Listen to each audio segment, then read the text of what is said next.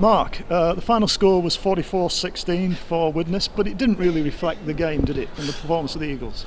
I thought a lot of effort went into the performance, and we just blew out at certain times in the game. And I thought the try disallowed just before half time were a bit tough on us, because that had got us back into the game, and it was a 12-point turnaround. As soon as come back out the second half, they scored. So it just knocked us off the strides a little bit. But you can't fault the effort, you can't fault the commitment of the guys. We're a little bit soft on our line D, and that's something we've got to work hard up before Thursday night to put right. But the scoreline does. But when doesn't reflect the full picture of the game. But when you are playing against quality teams like Widnes, which they are, if you just knock off for a minute, then they're going to hurt you, and that's what they did.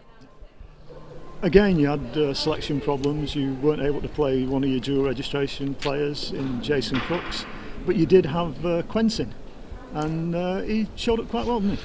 To say he only got off the plane on Thursday, he certainly did, and we've thrown him into the number 6 role there when Dane got injured. So he certainly showed up well, and quite a few of them, showed up really well. Corey Hansen could have had a hat-trick today on another day, couldn't he? With the kicks, and if he'd got his hands on them and thingy. So Jamie Cole were pretty good at the back as well. So there were quite a few people. Yeah, disappointing that we hadn't had his dual regis again, because that's impacting on us. And when you're playing against the best teams, you need to get all hands on deck, and that's what we've got at the moment, I suppose. I mean, you really are playing against potentially the side that will finish top of this league.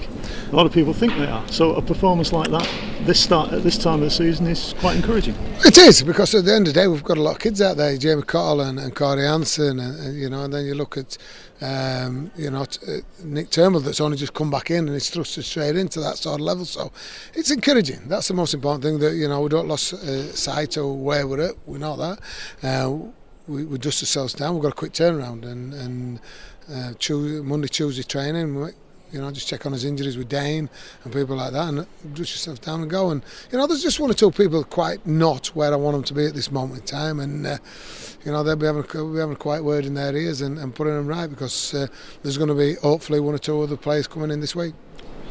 But as well as that, you will have Menzieri back for Thursday night, which is a happy prospect. Well, it is, and hopefully Jason Crooks will be here as well. So it's getting a few more hands on deck, as I've said, and putting a bit of competition for places, and that's what you need. You need competition for places. I thought, if you pick out anything in the game, I thought the first 10 minutes when. I think we didn't touch the ball for certainly while they had the ball for the first 3 sets. We had to do drop out, and I thought we showed a lot of resolve in that. So encouraging, plenty to work with. Big game on Thursday now. And changes? Certainly be changes. We're fetching people in, and we've just got to get the balance right of the squad, and we're not quite there yet. So it won't be a downhearted changing room, it'll be a changing room with prospects. With prospects, and as I said, there's a lot of encouraging stuff in there. We need to be a little bit better. Online defence is the key. We give a few penalties away. On the back of penalties we give tries. We can't afford them.